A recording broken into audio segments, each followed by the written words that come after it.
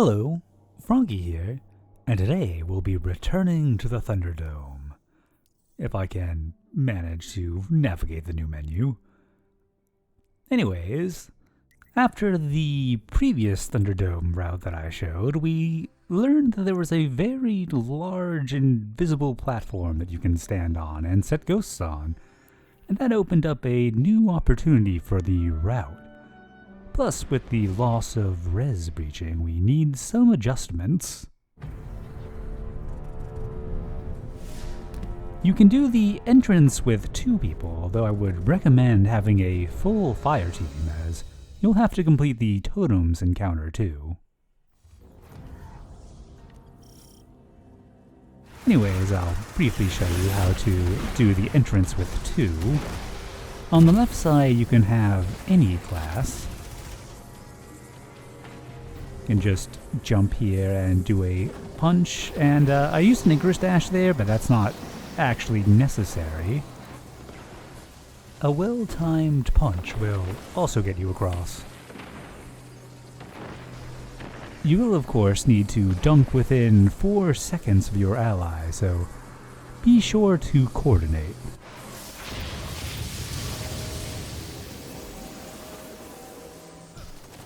Things on the right side are a little bit less straightforward. You will need to use Icarus Dash to solo this side, although naturally if you have a full fire team they can just open the doors for you. And you can also punch up the side here to get up.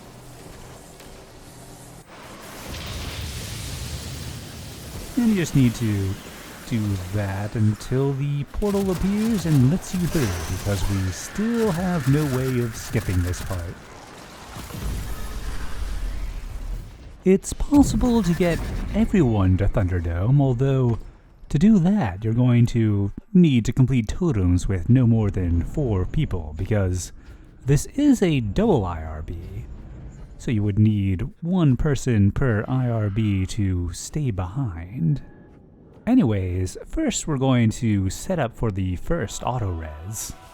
You're going to want to step on the initial ship here, and you don't need to skip the jumping puzzle, but if you do the jumping puzzle, you will need to have at least 2 people with you to stand on the plates.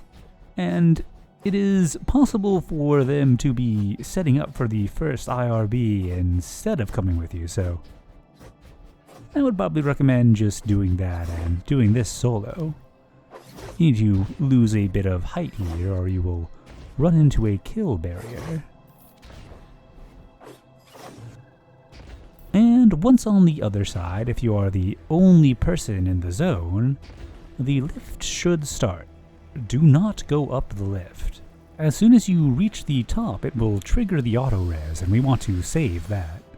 To reach Thunderdome, you'll want to be on Hunter or Warlock, Hunter preferred, with Navigator for grapple flying. On Hunter, I prefer high jump for that. Later on, you're going to want to die in mid-air. Threaded Spectre and Ascension are special tools that can help us later. Having a sword helps a lot with getting the first death to load, and rocket launcher will be handy for dying in midair later. And if you're on Hunter, Stompies is always good. If you're on Warlock, just be sure to have a Astrocyte handy for blink extending. First up will be box breaking Portico. I actually used this in a previous video of mine, although it's a little bit more annoying since you have to do it on either a Hunter or a Warlock.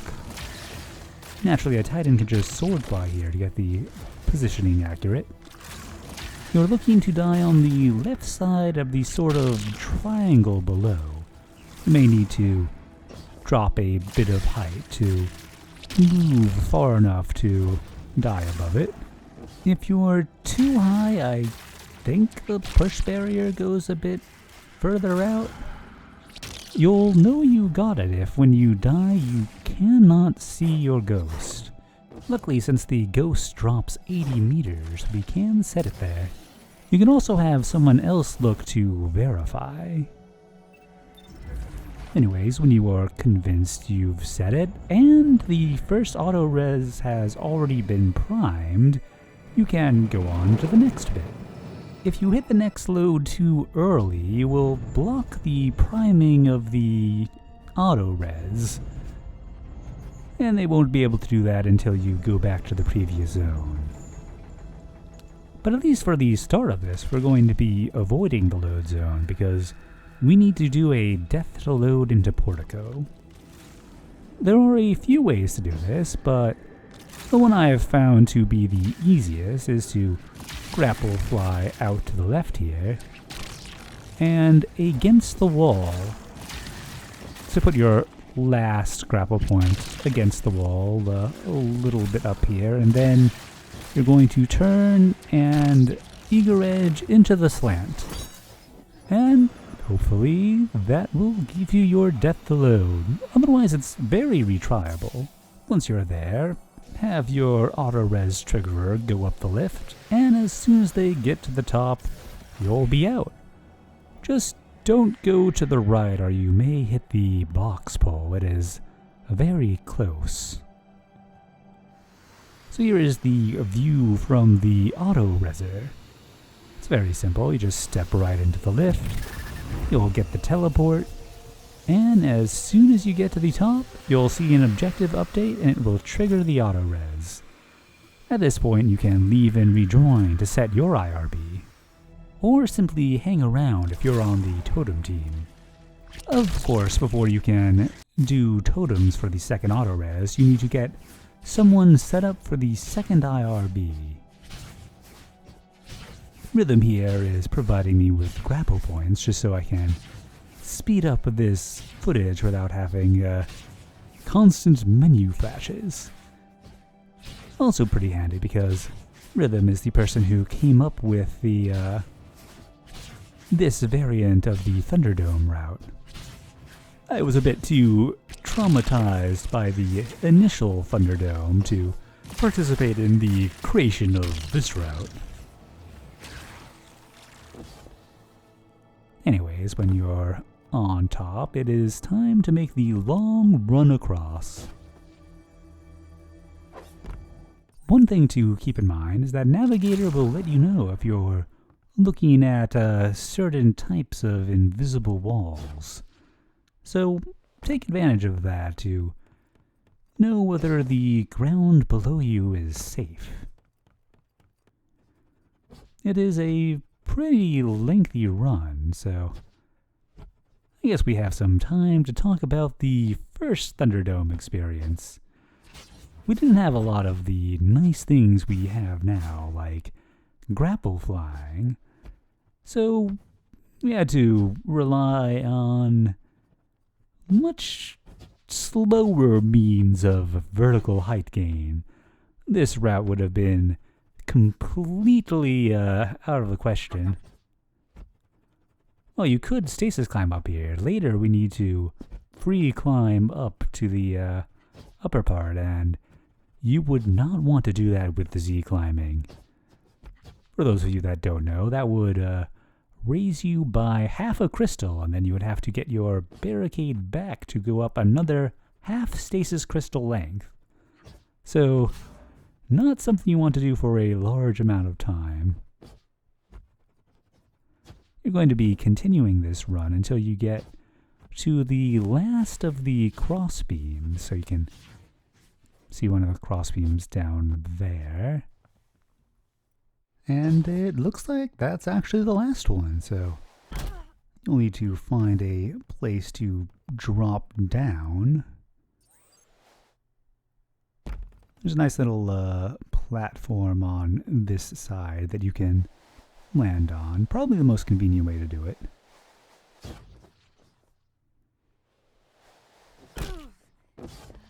And once you're on it, you want to go about midway up. Doesn't really matter if you die here as long as you have set spawn points. And going to need your rocket launcher equipped. Now it is a little awkward because I will eat up most of your ammo, so you might need to regen sword ammo if you happen to use a lot to cut time off of the rooftop endeavor, but I don't want to go up until you are about in between these things. It's not very precise here. And drop until you're a bit below that protrusion, and then die in midair. If you're on Hunter, that is very easy. I would recommend having a Hunter stick back for any of the Warlocks trying to do that. And I'm just going to get my my sword ammo back here for the next part.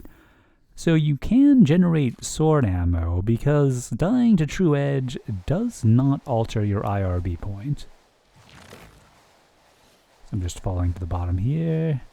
And then I will set my ammo back to high while dead. And that'll slowly regen ammo. But yeah, if you're a Warlock, you can either have a Hunter set a little platform for you to stand on, or you can fire a rocket into another Guardian's back if you're feeling up to that task. Or you can use any of the methods I discussed in my Midair Death Guide, which I'll link in the description. Although keep in mind that there is no pity ammo, so if you're doing the grenade launcher method, you're probably going to need to do a heavy grenade launcher and use Tommy's matchbook instead of Touch of Malice so you don't lose all of your navigator ammo. If you don't have any of that, you'll be reliant on someone else's nav points. Anyways, once your ammo is where you want it, it's time to climb back up, either through that hole or back up through the side of the ship. Once again, Rythm is providing grapple points so that I do not have to be menu swapping for this sped up video. One important thing to note if you are using someone else's grapple points like this, you always want to stay at least one grapple point behind so that you do not reverse Goomba Stomp them and force them to wait out their 30-second timer. It is very inconvenient when that happens. Anyways, you're going to be making your way above the, I guess, unloaded totems area. You'll need to drop back into the map to get into the next load zone. So fly until you're over top and then drop. Now you don't want to die to the load here because that would be quite inconvenient. Luckily the fall damage isn't going to kill you these days, but it would be prudent to catch yourself by switching to Eager Edge or swinging a sword to cancel out the fall damage. You want to hit this next load without dying to it, so I would recommend switching to 30 frames per second if you can. It's also generally safer to hit a load zone in the air, so give a small jump when you do.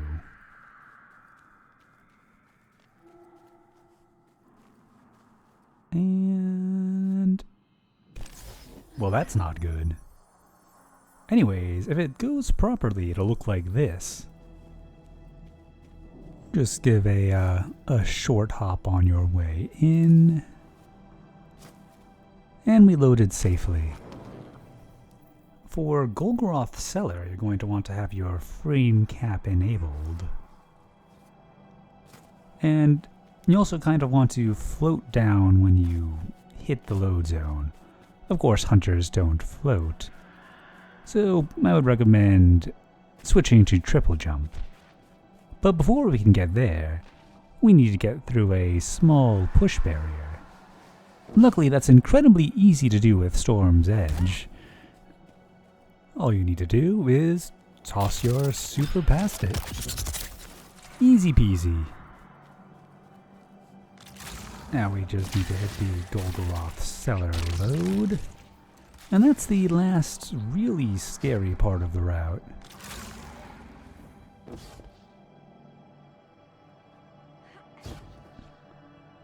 The Golgoroth Cellar load really wants to kill you. The reason we go high frames for it is because the countermeasures kick in and will teleport you in. That should hopefully make you safe. Remember to swap over to triple jump since that will give you less height.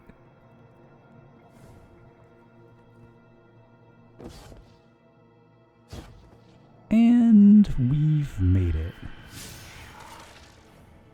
Let's go back and take a look at what happens if you are not so lucky.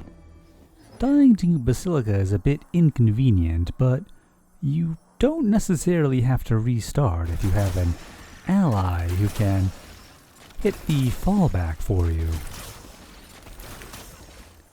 Na here was kind enough to rejoin and test the fallback to make sure that it was going to work. And then I just respawned directly into Totems. You can see that actually didn't work for Na, but it was close enough that I was confident that he was probably blocking the last remaining spawn point. It's worth noting that I did this after Totem, so there's no chance of starting the encounter, and the field of damage is gone. That means I have all the time in the world to go to the usual res breach spot and set up a blink breach. Just getting something that I can use to maybe shoot through the ceiling, and for a blink breach you must be on 30 FPS. It's worth noting if you accidentally respawn before the fallback, you will need to redo the first IRB, because there is no way I know of to get out of map there without doing the fallback into Totems and then the blink breach out. I wasn't really able to find anywhere that I could shoot through the ceiling, but eventually I just went for it, and looks like it puts you through enough to get out. Unfortunately, if you've just done your blink breach here, you don't have your super to get through the next bit. But luckily, Prismatic Hunter is simply OP for glitching, so just going wide to make sure I don't accidentally hit the load zone there. But yeah, Hunter has access to blink.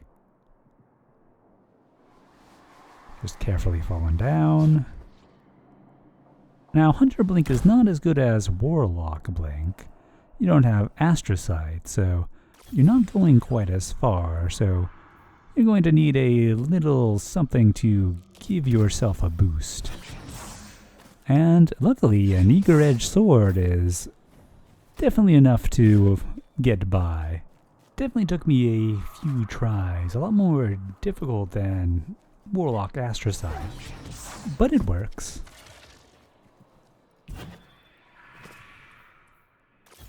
Just getting back to a more reasonable jump here. And let's get that frame cap up for hitting Golgoroth Cellar. Being a little bit paranoid here and just using a grapple to get up. But you can also jump up fairly easily if you jump going downhill. So remember how I said you should switch to triple jump here? On this run, I did not take that advice. You can see that put me very high, and I fell too fast and died to the load. The fallback here does not help. But after the high of managing to recover from the previous failure, I figured I would give this one a try. Back when we were doing the first Thunderdome run, dying to the load here would be 100% game over. But we have Blink Breach now, so maybe there's a way. As long as I don't die here. Yeah, that was silly. Anyways, there is a spot just to the right here that I found actually works. This might be possible solo, but it is definitely far easier to do with someone helping out. Na was kind enough to rejoin, and you can see here that I was able to shoot through the ceiling. And with a lineup, you can get a grenade placement like that pretty consistently. Here's the screenshot that Na sent me. If you line up like that, you should be able to get this nice sloped grenade each time. Then it's pretty easy to land on, walk backwards, and find a spot that you can shoot through. And then you just need to use your super.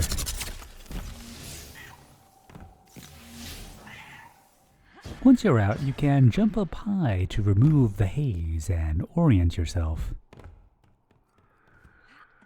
After that, you're just going to continue like you otherwise would if you had never died to both of the critical loads at all. Of course, once you get towards Golgoroth Cellar, you'll need to drop down to the side. And let's regain those frames.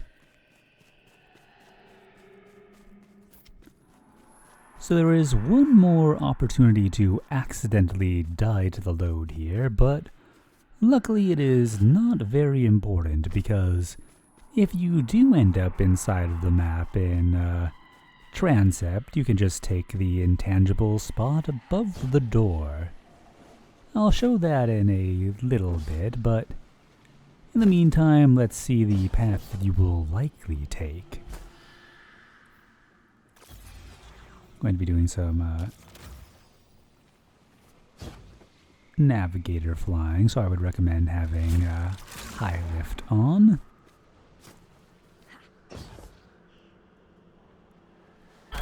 And I'm going to go over the top of this wall here. You don't need to grapple to do that, but there are turnbacks, and I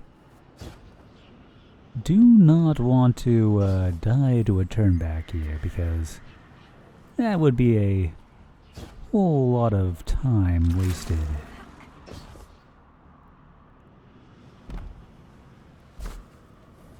I recommend going to the other side of this wall here. And to be safe, I think it probably makes sense to use another grapple point.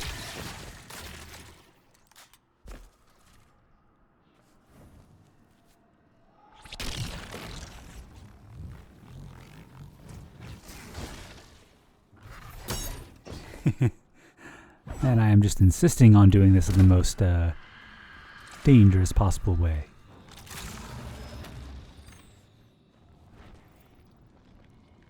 And now one mildly scary gap to cross. Of course, if you do die to the load and have to do this traversal, make sure you don't get yeeted off into your doom.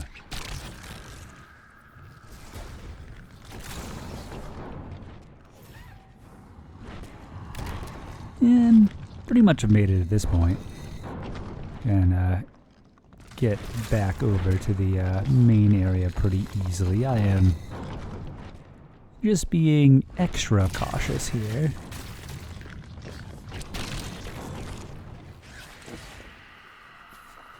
And we've made it. All that's left now is to die to the load.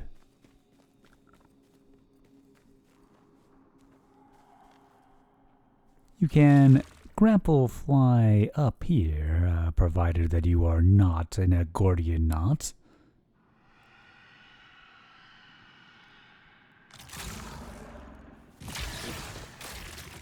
And then you just need to die to the load. Easiest way to do that is to drop down one platform here, and then drop on top of the little rock outcrop. Easier to do on triple jump probably. And then slowly walk off the side here.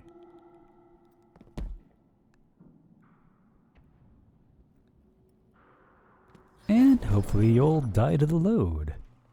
I failed to capture clips on how to recover from failing to die to that load, but I'll let past Froggy cover that. Let's say you fail to die to the load. You're now trapped inside of the startup threshold. Luckily, there are two ways to escape without dying. The first is to simply run back and race past this door before it spawns. If you fail, you can always just try it again, and eventually you'll probably succeed. Then just go back through the intangible wall up top, and you'll be good to try again.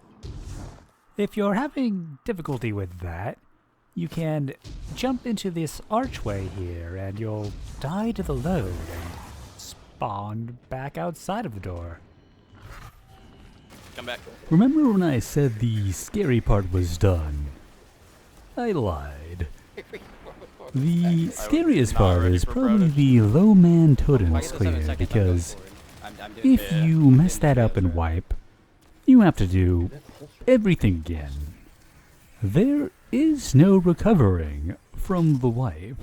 At least not without Blink breaching out of totems and managing to die to the load in thresholds before they finish totems. But if all goes well, you should see something like this. Also be sure to swap your armor so you don't get kicked.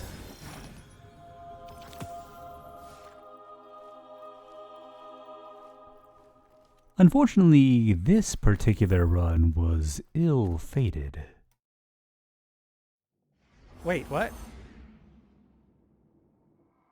But luckily, we were able to get it done another day.